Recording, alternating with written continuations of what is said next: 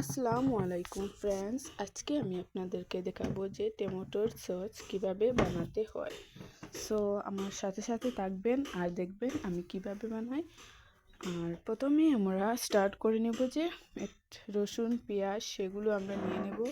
প্রথমে একটা কড়াইতে আমরা দিয়ে দেব রসুন, পেঁয়াজ, টমেটো, তেজপাতা আর একটু জল দিয়ে আমরা কড়াই সেটাকে নেড়ে চেড়ে দিয়ে দেব। তারপরে আমরা মিক্সচার মেশিনে সেগুলোকে আমরা ব্লেন্ড করে নেব। আর দেখছেন ব্লেন্ড করে নিয়েছি। তারপরে একটা কড়াই নেব, সেটাতে আমরা সেগুলো দিয়ে দেব তেল দিয়ে। তারপরে দেব লবণ, তারপরে দেব কালো লবণ, আর তারপরে আমরা সেটাতে চিনি দিয়ে আমরা ভালো পরিমাণ মতো চিনি দিয়ে দেবো যাতে মিষ্টি হয়।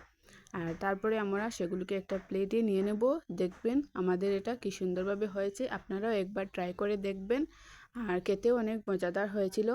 আর যদি আপনাদের আমার ভিডিওটা দেখে পছন্দ থাকে তাহলে লাইক, শেয়ার অ্যান্ড সাবস্ক্রাইব করে নেবেন। আর আপনারা যদি ফেসবুকে থেকে থাকেন তাহলে ফলো করে নেবেন।